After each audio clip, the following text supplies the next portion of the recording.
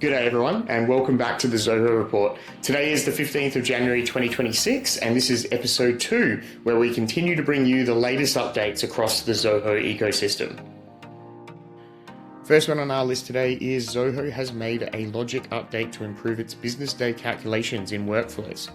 As you can see here in this comparison table, this update fixes inconsistent behavior when workflows trigger on weekends, ensuring your business day offsets work exactly as intended.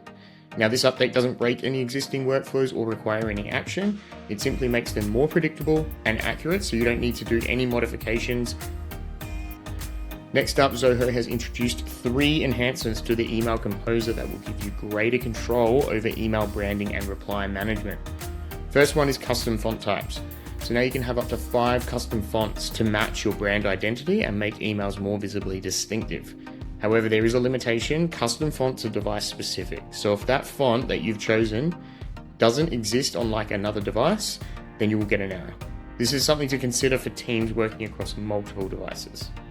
Second, custom font sizes offer expanded control. You can have up to 5 custom font sizes from 9 to 99 points and even up to 2 decimal places. Third, and perhaps the most useful, is the default reply to address feature. This solves a common problem when sending emails from organizational addresses within the CRM or from addresses that don't have a monitored inbox. By setting a default reply to address, you ensure customer responses always reach the right inbox and stay tracked within CRM.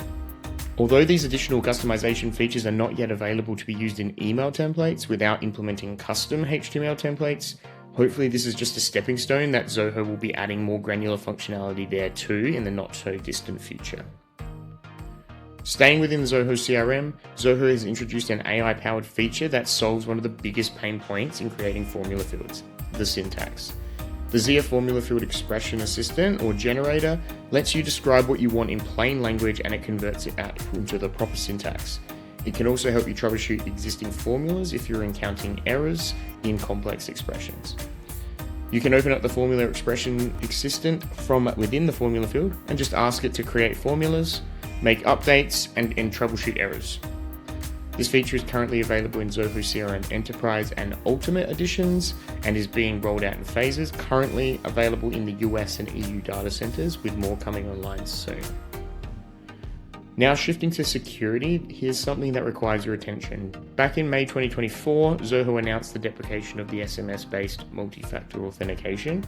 Starting with new users, they're now ramping up the migration efforts for existing users, with the organizational admins seeing the following prompt to update their organization's MFA method as they are logging into their accounts. Zoho offers 4 alternatives to replace SMS authentication. First one is Zoho OneAuth, which is their own MFA app. This enables passwordless sign-on for Zoho. It stores OTP codes and integrates to Zoho Vault for password management. Second is the standard time-based OTP code, and that would work with any app like Google Authenticator or Microsoft Authenticator.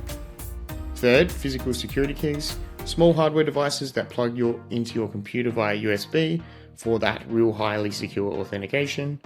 Finally, passkeys, which are cryptographic credentials stored on your device that use biometric authentication without transmitting secrets over the internet. To update your MFA method, you can access your Zoho account and head to the security section.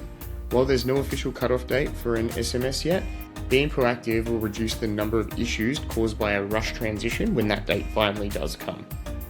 And that wraps up episode 2 of the Zoho Report. Thanks for tuning in, and we'll catch you in the next episode.